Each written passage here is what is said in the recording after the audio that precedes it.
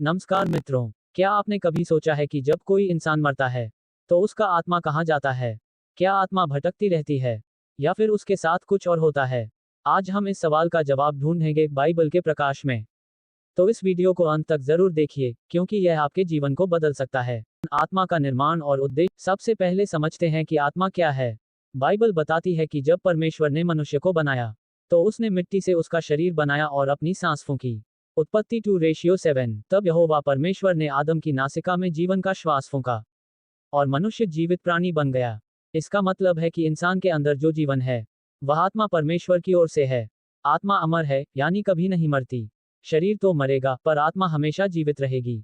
अब सवाल है, मरने के बाद ये आत्मा कहाँ जाती है? मृत्यु के बाद क्या होता है? बाइबल कहती है कि मनुष्यों के लिए एक बार मरना और उसके बाद न्याय का होना नियुक्त है। तो जब कोई इंसान मरता है तो उसकी आत्मा सीधा परमेश्वर के सामने जाती है।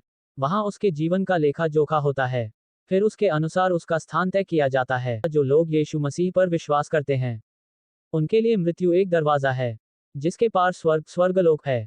और जो लोग पाप में जीते हैं और यीशु को नहीं जानते उनके लिए मृत्यु के बाद होता है नरक, अधोलोक। क्या आत्मा भटकती है? अब बात करते हैं उस सवाल पर जो कई लोग पूछते हैं, क्या मरने के बाद आत्मा भटकती है?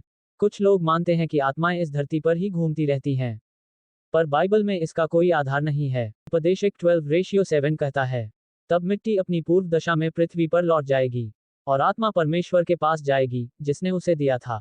इसका साफ मतलब है कि आत्मा भटकती नहीं, बल्कि वो सीधा परमेश्वर के पास जाती है। जो आत्माएं हमें भटकती हुई दिखती हैं वो वास्तव में दुष्ट आत्माएं या दानविक आत्माएं होती हैं जो भ्रम पैदा करती हैं। बाइबल कहती है, शैतान भी स्वयं को ज्योतिर्मय स्वर्गदूत का रूप देता है।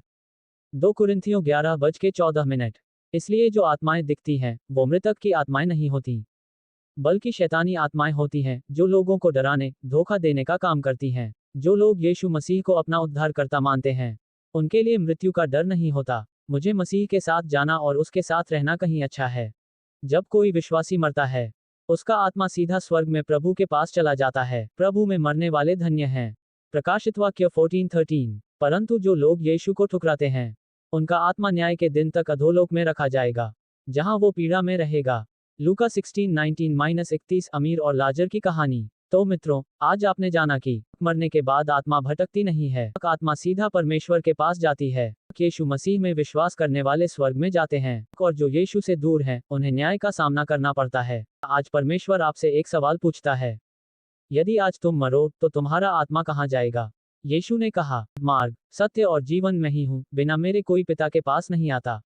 यूहन्ना 14:6। आज ही यीशु को अपनाए ताकि आपकी आत्मा सुरक्षित रहे अनंत काल के लिए। अगर आपको ये वीडियो पसंद आया हो तो इसे लाइक, शेयर और सब्सक्राइब जरूर करें और कमेंट में हमें बताएं, क्या आपने कभी आत्मा के भटकने की बात सुनी है? धन्यवाद। फिर मिलेंगे अगले आत्मिक ज्ञान के वीडियो में। ईश्वर आपको आशीष दे।